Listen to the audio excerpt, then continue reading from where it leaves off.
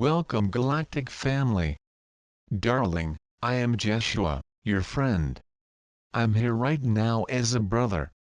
Accept my company, my presence, for I am not far off.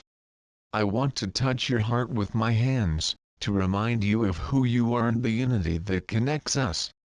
Greet me and open your heart to me. I am a messenger of unity and I kneel before you, because you are my brother, and I see in you an equal, a companion of soul. I respect what you do and what you are on earth. This is one of the darkest places for a soul to be incarnated in a human body. When he is here, it is extremely difficult for him to remember who he is, of his cosmic origin, his grandeur, his vastness, his eternal nature, for everything here seems to be aimed at his forgetting of himself, his deepest essence. From an early age, you learn to rely only on your sensory perceptions, what your eyes, ears, and nose tell you is the true reality. The material world around them is seen as the synthesis of what is real, solid and true.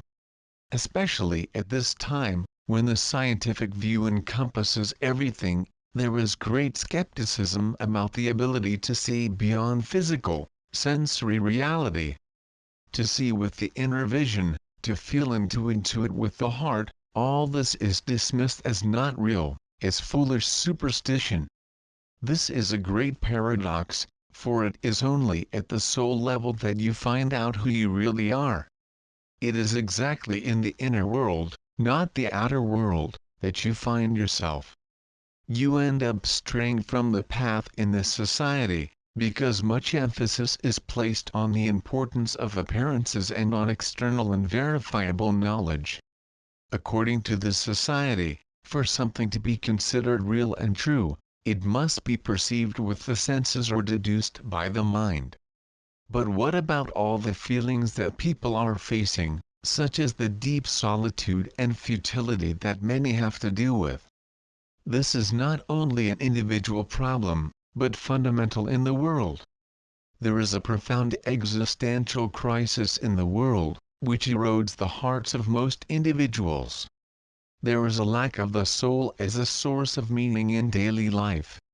Who or what is the soul? In the present day it is courageous who seeks the soul explicitly, which sets aside the constraint of restrictive rational thought and looks within itself, seeking what is alive at its deepest level, especially if it is different from existing patterns and social concepts. And so he slowly penetrates his inner world, where he finds not only light but also darkness. For, just when the door of the inner world is opened, the individual becomes aware of all its shadowy parts. It is then that he is tested and will have to rely on the greater reality of the soul, to realize that even the seemingly darkest parts have meaning. It is desperately necessary to recognize and feel the soul in this world. This is the way back home, back to who you truly are. From the light that radiates from there, it is that you can instill new ideas in the world and imbue it with new energy, courage and confidence. There are so many things needed here that can flow into the world through the channel of an awakened soul. There is so much sorrow, so much pain and suffering in this world, and I am not saying this to discourage you, but to emphasize how important and urgent it is that you recognize and feel the soul in your life. In this way you become the light, not only for yourself but also for others. How do you connect with your soul? This world is so alienated from the soul that this question is rarely asked. It is a question that is never presented to children while they are growing up and attending school. How do you connect with your inner world? And not only with your transient moods and emotions, but with what lies behind your inner world. Is there a more permanent world, the world of your soul, the energy of your unique I, the energy of your soul? This is probably not even recognized, so you are not taught to ask for it or connect with that world.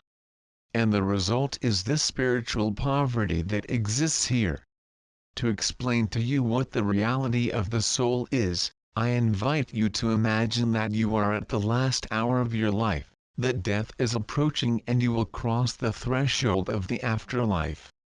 You have done this many times, because you have lived many lives on earth, and in all of them you have crossed that threshold in the end, sometimes with more peace in your heart than in others.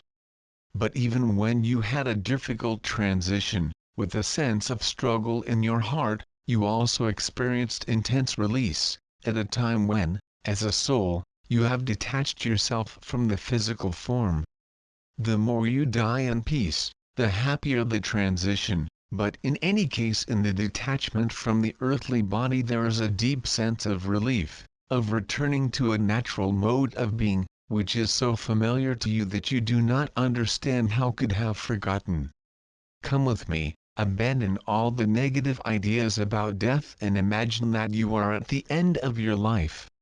You give up the fight, and the moment you let go of your last breath, you, your soul, leave your earthly body very delicately and smoothly. With ease, you ascend out of your body and instantly feel the lightness. Not just the light around you, but the lightness of your body, flexibility, agility and lack of weight and effort.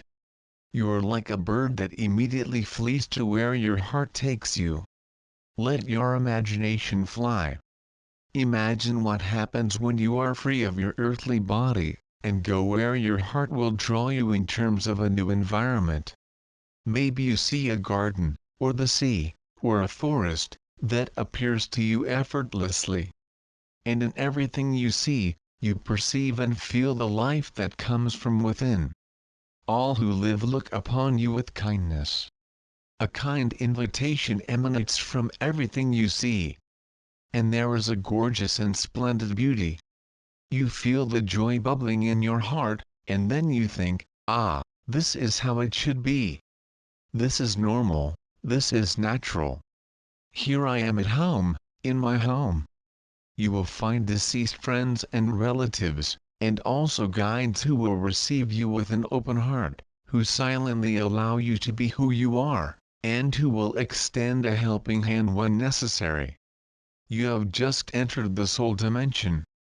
Everything there is different. Space and time seem much more flexible because it is possible to be in another place if you want and if your heart is drawn there. The interior takes precedence over the exterior.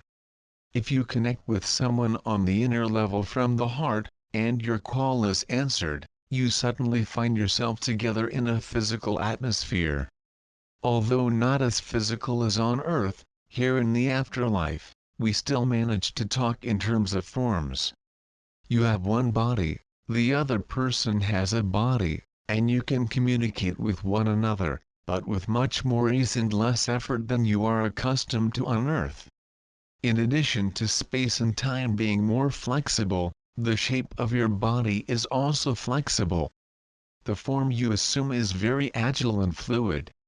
You can take on a physical form and look old or young, to your liking. The color of your hair, of your eyes, everything can be modified. And this gives you joy. You choose the form that is most appropriate to you internally, the one that pleases you the most and facilitates your communication with another person. In this soul dimension, you realize that your inner gives shape to your outward appearance. What lives within you determines what is outside of you, what surrounds you. Feel this for a moment. What is within you that gives form, which attracts and creates these experiences for you? Apparently, you are not the way, you are not your body, because you can present yourself in different forms. You are neither the place where you live nor the role you play, because this is very flexible and dynamic. What remains constant is what you call the heart. Feel your heart for a moment. Feel how your heart, in this different atmosphere that reigns on this other side, is free to explore, discover and find, and feel the joy of it all. And then realize how much you knew, how much knowledge there was in you. Ask your soul if it now wants to appear to you in a joyful, free and happy way that is appropriate for this moment. Or, perhaps, in the form of an old woman or an old man, or a child, whatever. The soul now chooses the proper form for the most perfect transmission of a message to you. Let your soul appear to you for a moment, and if you do not hear or see anything, then feel it. Feel the dimension of the eternal, of which you are a part. And allow her to enfold you. There was a time when you were this free bird. In essence, you are this joy, this creative freedom. Allow it to penetrate your body, and down to your abdomen. Be free, and live from that inner freedom. What is the purpose of the soul on earth? Why is she here? The soul wants to learn to awaken in this dimension. This is a dimension in which you can easily forget yourself so profoundly that you become totally alienated from your essence. His soul wanted to be here. She is a messenger of God, a particle of this all-powerful energy that you call God. Your soul is a singular particle of this infinite creative source. It is working to develop over time, but not this type of time you know on earth. The soul world is much more vast and immeasurable than can be measured by earthly standards. As I said, time and space are very fluid and mobile at the soul level, and are formed more from the inside than from the outside. It can be said that your soul is emerging in this process through development in all kinds of life, and one of those lives is shaped by you. You are a unique fusion of your soul with this earthly personality, so no one is exactly like you. You are also special to your soul. This life is a unique circumstance in which your soul wants to discover and deeply understand what it means to live here in a body, and also to give of itself. Feel how brave and grand your soul is, though, in essence, you take care of it. It is you who takes the risk of this step.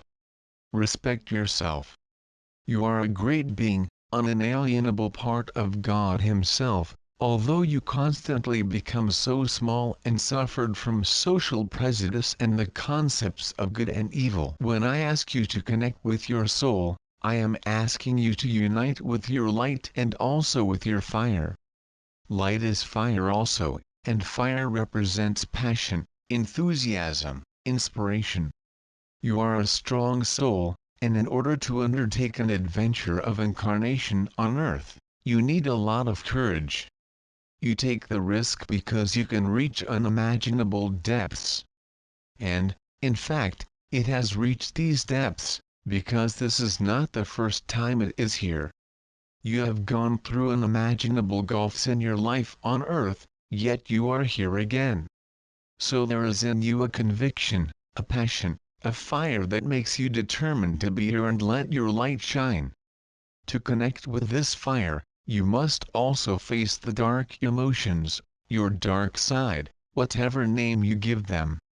Everything that lives in these emotions has a message for you: anger, fear, hatred, resistance. Everything that has been labeled negative brings a vital force within you.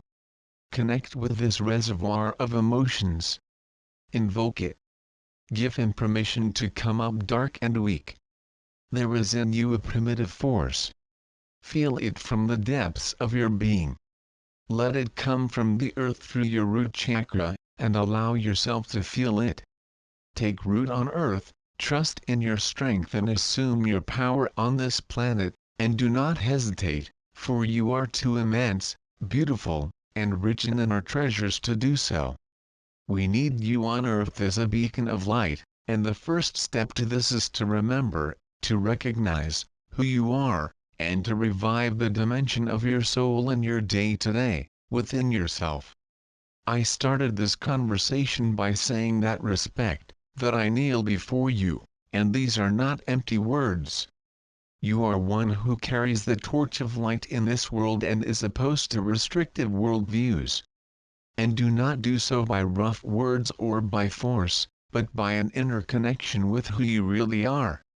putting the dimension of the soul first, as he naturally did when he was in that other world, before coming here. Recognizing that reality again and allowing it to radiate in this world in full conviction, you literally bring light here. Thank you for your presence today in this world. Do not doubt who you are. Be the bright and beautiful light that you are. Thank you very much.